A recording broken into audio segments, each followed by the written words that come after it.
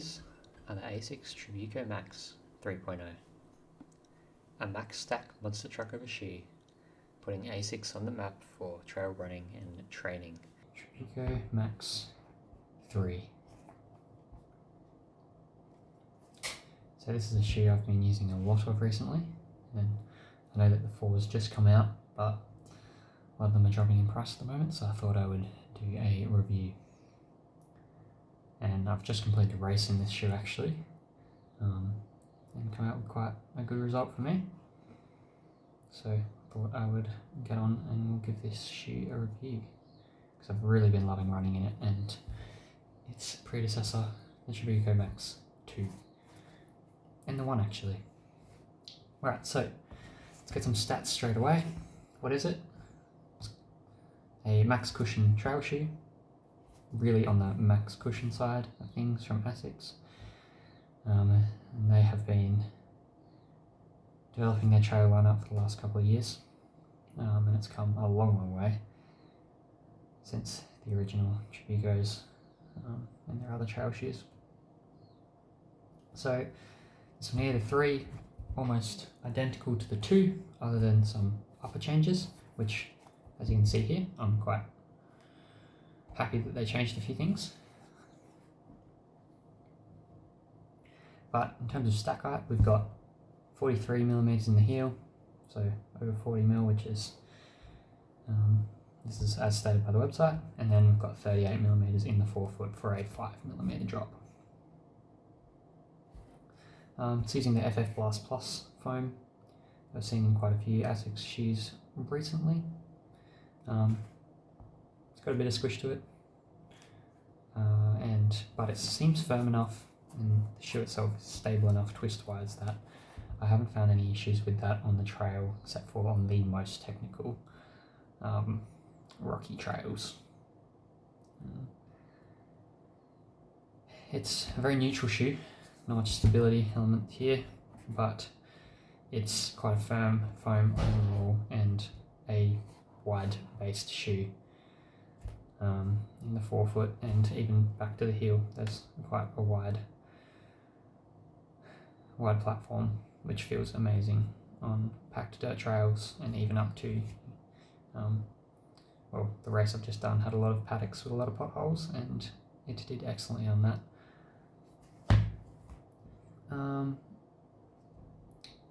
Weight-wise, we're at 305 grams, which is, it has a bit of weight to it. I haven't actually weighed my one specifically, but on the ASICS site it's got 305 grams. But with what this shoe is meant for, kind of keeping your feet and legs healthy and happy in training and on the trails, I don't really notice it. And like I said, I feel like it's such a versatile trainer for getting your legs protected that the weight, really, I've never noticed an issue with it, and I have just raced in it and didn't notice an issue there. So grip wise, love the grip on this shoe. ASICS grip it's a hybrid grip compound that's proprietary to ASICS, and on this shoe and the last iteration, it has been absolutely amazing. Incredibly sticky surface, and incredibly durable for what it is in terms of, compared to other proprietary grips, this one really does take the cake. On my pair of 2s, I'll show them here, the grip has worn down significantly, but I've done 550 Ks in these shoes, a lot of that on the roads, and gone travelling with this pair of shoes, where I was using them all day, every day, walking around, and they're getting pretty smooth now, but the stickiness is still there, and it hasn't worn through at any point, and there's more rubber right where there needs to be on these lateral and medial sides at the back, and right in the middle of the forefoot where I usually wear through shoes. It's still got a fair bit of thickness there, and it's exactly the same compound as is in the new model. In terms of lockdown and fit, it's quite a wide toe box, pretty happy with it. The heel lockdown is great, with no wear in the back there yet. The upper material is much improved from the last version, with nowhere near as much wear so far. I think 75 Ks I've put in this shoe, and quite a wide toe box, but these laces seem to be able to cinch down quite well to get a really nice fit. I wear mine quite loose a lot of the time, to be honest, because of some issues with my feet, but the shoe, even when loose up the top here, really seems to hold your foot in place very well. And again, quite a firm foam when you initially get into the shoe. Feels quite solid. After about 25 Ks or so, the stack feels like it reduces significantly, and becomes a bit softer, a bit bouncier. It feels like it's not so much of a block on your foot as it initially does, but after that 25 Ks or so, it really feels like there's a bit more squish to it. It's a little bit lower stack so it's a bit more controllable, and it really comes into its own around that 25 Ks mark or so. Durability wise, as I said, I had well over 500 Ks on this pair of shoes. Midsole, definitely it's lost a little bit of its stack height, but seems to still go well. I've been on a jog in these the other day when I couldn't find these, and perfectly fine. The only issue I had was again with the upper, which has been changed on this new model, and the midsole and outsole have been completely fine, so I'm expecting exactly the same on this. This outsole upper material is quite rigid, quite durable, I would say, and I've not seen any damage to it at all so far. Heel counter is sturdy and stable, and I've found no other issues with durability so far. Now, kind of one of the more important aspects of this shoe would be the feel. I find that it's really, I kind of forget that it's there kind of shoe after you break it in. It's such a consistent ride, and when you lock into a pace on a longer trail race or a longer run in general, it really just disappears from your foot. You definitely don't get a lot of ground feel because, of course, it's a max cushion, but that's not what you're buying this shoe for, ever.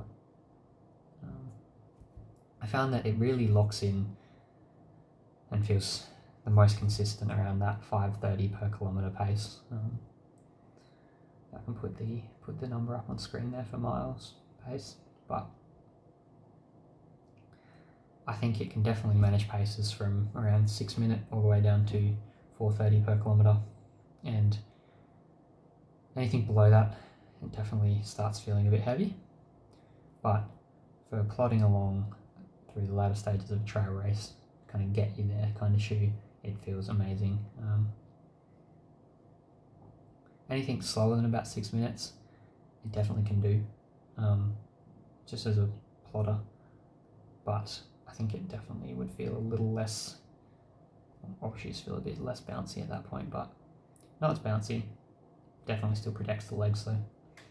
It's just, it's got a consistent interaction with the ground. It rolls through the stride very nicely, and through the varying terrain. So once you're used to it, the shoe feels like kind of an extension of yourself on the trails, especially the more fire trail type deals. So who is this shoe for? This shoe performs best, I find, on a road to trail basis.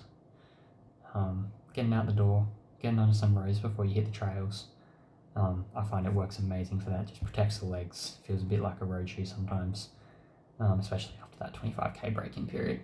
And that's where I've found its use case most relevant. Where I've got a bit of a fire trail going near my house that I can get to. It takes about 3k's on the roads. And so chuck this shoe on, out the door, and it manages that completely fine. I think the other thing as a max cushion shoe is protecting kind of beat up legs.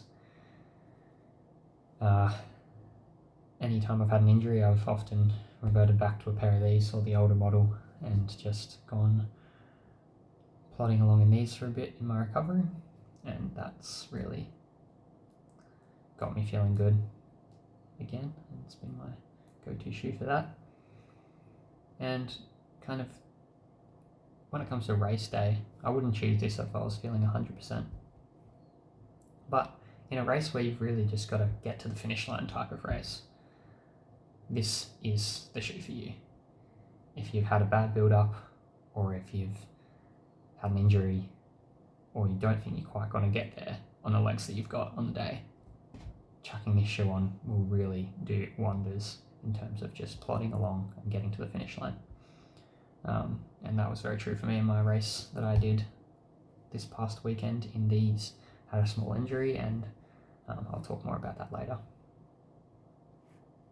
And in high volume training, it's probably the third or fourth real use case for this. It assists with recovery. It's absolutely great on that high volume training where you're doing lots of miles, lots of fire roads, lots of uphill, and all those kind of things. And the other application that I found for this shoe that I wasn't really expecting, but it's actually such a good all-round travel shoe. Traveling through Europe, you need a shoe that's going to do everything you want. Bit of jogging, bit of hiking, walking around town, this shoe will do it. Earlier in the year we had a trip with my family to Italy. First trip outside of Australia that we've done. And this shoe just absolutely excelled in that space. Well, it wasn't this shoe, it was the previous model, but synonymous, honestly. They feel very similar. Same midsole and outsole, so yes, very similar. Yeah, amazing for that purpose, which is one that I didn't expect I was going to find. So walking around a job, all those things. Good all-round comfort wear while walking. Who is this shoe not for? First and foremost, this is not a shoe for someone who wants ground feel. This shoe does not do ground feel at all. You can't feel the ground underneath you as a max stack option. I also think that it wouldn't be for anyone that is wanting to go on very rocky, very technical trails. I seem to be able to manage it with this shoe, but I seem to have quite good balance and proprioception in that department. And anyone with unstable ankles or issues with seeing where their foot is in space are really going to have trouble with this shoe on very technical trails. I've found that while hiking, it can be easy on really rocky stuff to catch the toe when you're not used to the shoe and trip, just because it's such a high stack. And yeah, it's also a shoe that's not for anyone that's wanting to do really quick workouts or paces sub that 4:30 per kilometre kind of mark.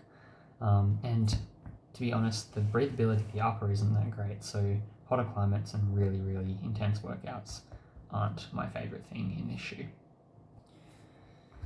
So, as I said before, I've had a race this past weekend, and initially for that race, it's a 25k trail race, I was going to be wearing a pair of these, the normal Chirags,